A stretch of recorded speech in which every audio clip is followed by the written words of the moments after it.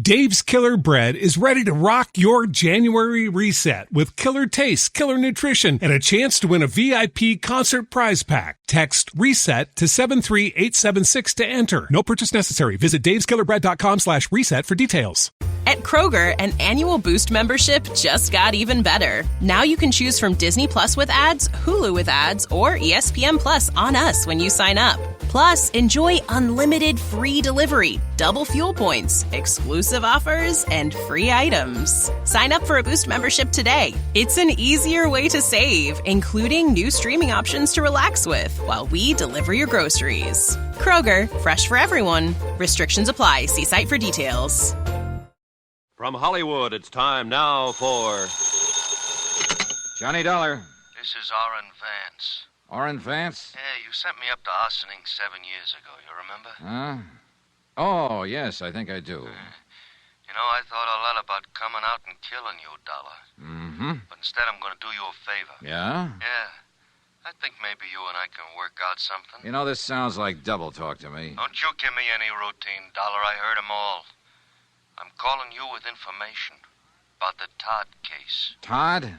I don't remember. Well, look it up. It cost your company $75,000. Hey. Hello? Vance?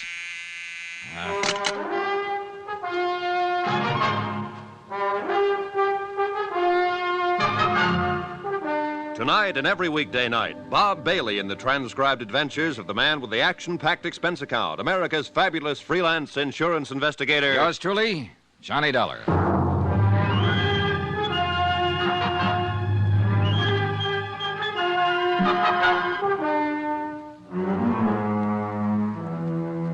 Expense account submitted by Special Investigator Johnny Dollar to Four State Insurance Company, Wilmington, Delaware.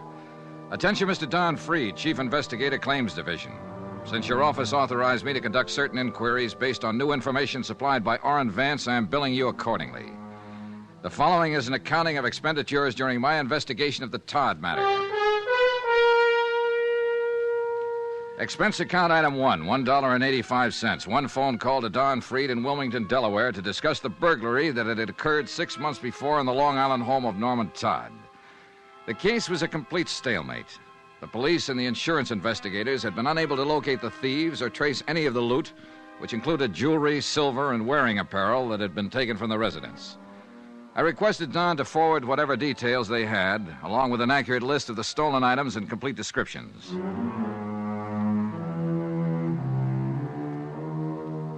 Expense account item 2, $2, cab fare. To and from the Office of International Adjustment Bureau, where I refresh my memory concerning Orrin Vance. A good look at the files, and I remembered him well. Back in 1947, he'd been involved in a well-engineered swindle of the Seaman Clothing Company. Almost got away with it. And it was my investigation and testimony that finally put him behind the bars. Hi. Huh? Vance? Yeah. Oh, hello, Dollar. You haven't changed a bit. You have. Yeah, sure I have. You took 7 years of my life away from me. Did you do what I told you to on the phone? People like you don't tell me what to do, Vance. Come on in. Oh, sure. Thanks. Nice place you got here. Yeah, I like it. Sit down. Tell me what's on your mind. Look, Dollar, don't treat me like a con, huh? Even if I am one. I'll sit down, yeah. I'll have a smoke with you. I'll talk with you. Okay. Okay, have one. Thanks. It's just that everybody's doing it. Treating me like that. Even my wife. Went over to see her the first day I got out. You know what? She wouldn't let me in the house. She gave me $40 and told me to go out and get a decent job. Work hard, she said, and in 6 months, if everything is okay and you're not in any trouble, you can come home to me and the kids. And if not, she says, I'm going to divorce you. Mm-hmm. Well, what do you want me to say? Offer me a seat. Invite me to sit down. I'm a human being, too. Sure. Thanks again. Well? Well, I thought about it a lot. You know, if you hadn't been out to get me 8 years ago, I might have had you over to dinner. Maybe we could have been friends. Yeah, maybe. Now, what's this all about, Vance? Okay. I can't get a job. I'll have to go in business for myself. I need a stake. That's why I called you. Go on. Now, did you do like I asked you to? Look up the Todd case? I called Wilmington about it. There's nothing new happening. I'm happening. That's something new. And I can help. For a price. All right, go on. But I want my name out of the picture. Could you fix that? Probably. But I'd have to talk to the police sooner or later. All I'm asking is your promise to keep my name out of it. Otherwise, it's no go. Well, tell me something about it before I make any promises, Vance. Fair enough. You got a list of the stolen items? Not yet. Won't be here until tomorrow. Now, when it gets here, you'll find it was a mink coat in that lot. I think most of it was jewelry, but it was a mink coat, labeled from Zellerback Furs in New York. And the inside lining carried this serial number, 27356. All right. Take it easy, Vance. Expense account item 3, $2.50. Another long-distance phone call to Wilmington and Don Freed, who verified that the serial numbers furnished by Orrin Vance fitted those in the stolen mink coat. I explained how I'd come about the information at hand, leaving out any mention of names. Freed talked with his boss and phoned me back a half an hour later. You can go ahead and work on it, Dollar. There's a $5,000 reward posted. $5,000? We'll split it between you and your friend, if anything worthwhile turns up. Okay? Suppose it's nothing. Okay. Swindle sheet 2. Right. Okay, Vance. You're in business. How does it work? You tell me where the coat is and who has it, and I'll handle it from there. If it turns out to be anything, you'll get paid for it. All I've had so far is talk. I'll tell you where the coat is and who has it, but before I do that, you give me a check. What? A check for $2,500. You date it 2 days from now. That'll give you a chance to look into it and see if I know what I'm talking about. And you can stop payment any time within 2 days if my tip doesn't work out. Mm-hmm. On the other hand, I'll have the check and bye-bye. Where to? Homewood, Indiana. My plane leaves in an hour. I may want you around for some questions. No, I'll give you the tip. That's all. You ask somebody else the questions. Well? Okay. What's the matter? You afraid? Sure. Haven't you noticed? I'm a stool pitcher.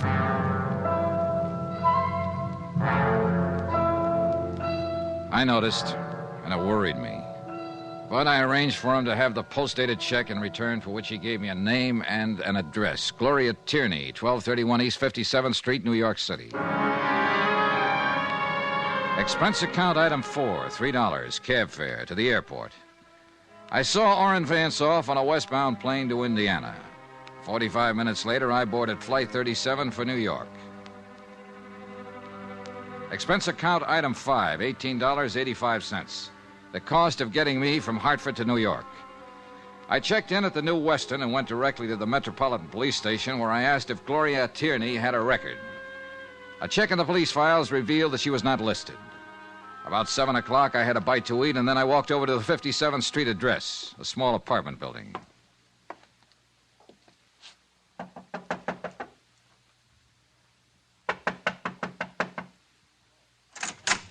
Yes? Hello. I'm looking for Gloria Tierney. Oh, you have the wrong apartments right across the hall. I was over there. No one answered. Well, she must be out. I'm the manager here. Would you like to leave your name? I'm Johnny Dollar, but I wonder if you could tell me where to find her. No, I can't, but I'll be glad to give her your name and ask her to call you. Well, that sounds fair enough. I'm at the New Weston Hotel. Oh? You're from out of town? Yes. An old friend of Gloria's? No, I'm just on business. Well, I'll tell her you came by. Good, fine. By the way, how long has Miss Tierney lived here? About a year. Why? Oh, just wondered, thank you. Johnny Dollar, New Weston Hotel? Uh-huh, that's right. Wait a minute. Here, take my card. Insurance? Sort of.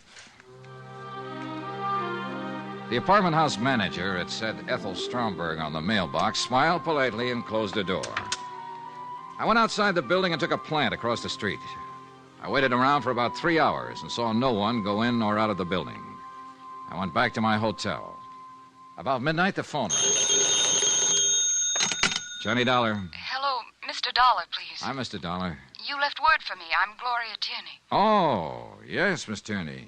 I intend to leave town, possibly in the morning, so I thought I'd better call you tonight. I hope it isn't too late. Not at all, Miss Tierney. What's it all about, Mr. Dollar? I'm an insurance investigator. I'd rather tell you about it in person. As I said, I expect to leave town tomorrow. Is it important? I think so, yes. Could I see you tonight? Well, I don't know. I could be there in 15 minutes. I don't understand. I'll come right over. Well, all right. I was there in less than 15 minutes, but things weren't all right. As a matter of fact, things looked all wrong. Gloria Tierney's apartment was darkened. She didn't answer when I knocked on the door. I tried it. The door was locked. You who? Now, look here. I don't think you have any right to bother Gloria. Oh, it's you. Hello, Mrs. Stromberg. Well, where's Gloria? I don't know. You don't know? She was waiting to meet you. Huh? Well, out here in the hallway. She came in tonight, and I gave her your message. And then she went in and called you, and then came back out and said you were coming by. Yeah, well, she's gone. Well, that's funny. Hey, tell me, did you hear anyone out here? No. Well, maybe she went down to the drugstore. Drugstore's closed. Oh, yes. She'll probably show up. Yes, probably. You look worried, Mrs. Stromberg. I am. Gloria didn't seem like herself when she came in. Oh, what do you mean? Well, she was nervous and upset. I think she'd been crying. I don't know. Uh-huh. Oh, I hope she's all right. Yeah, so do I. You're sure she isn't outside waiting for you? No, I didn't see any. Well, I'll look again. Do you see her? Not a soul. Had she been drinking? No, of course not. What was she wearing, Mrs. Stromberg? Oh, she had her coat on. Her mink coat? Yes. Well, how'd you know about her mink coat? A friend of mine. I'll take a look around out here. All right. Oh, wait a minute. I'll come with you. You know, of course, she might have Hey, gone... wait a second. Look, is that Gloria? Why, yes, I think so. Something's wrong with her. Yes. The girl crossing the street in the mink coat weaved slightly from side to side. As I got close to her, I could see she was a pretty girl in her late 20s, blonde hair, dark eyes. She hardly looked up as I came up to her, just stopped and stood there, weaving slightly. Miss Tierney? Yes. Well, can I help you? I'm Johnny Dollar. Please. Well, come on, we better go inside. Yes. What is it? He struck me. He what? He struck me. And I... Oh, Mr. Dollar. There, come on. Careful now. Sure. Oh, Easy. Easy now. thank you. Thank you very much. You okay? Yes. Look out! That car! What? That car! No! All 3 slugs had hit her, and she fell back into my arms. By the time I could reach for it and get my gun out, the black Cadillac and whoever was driving it were out of sight around the corner. And there'd been no light on the rear license plate. Oh. Easy now, easy. Mr. Dollar, those were shots. What... Mr. Dollar. Call the police, quick. But Yes, right away. You know, let's see if we can... Mr. Dollar. Mr. Dollar. Don't try to talk, Gloria. Don't try to move. We'll have help here in a minute. Oh.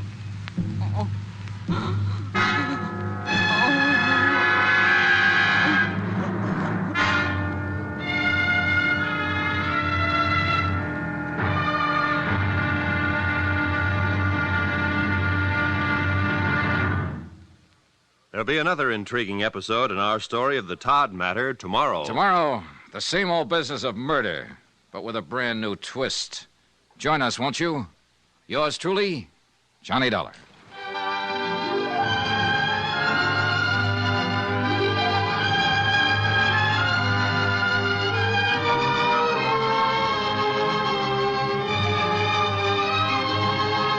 Yours truly, Johnny Dollar, starring Bob Bailey, is transcribed in Hollywood. Written by John Dawson, it is produced and directed by Jack Johnstone.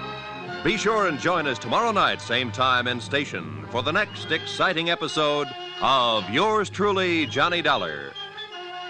Roy Rowan speaking.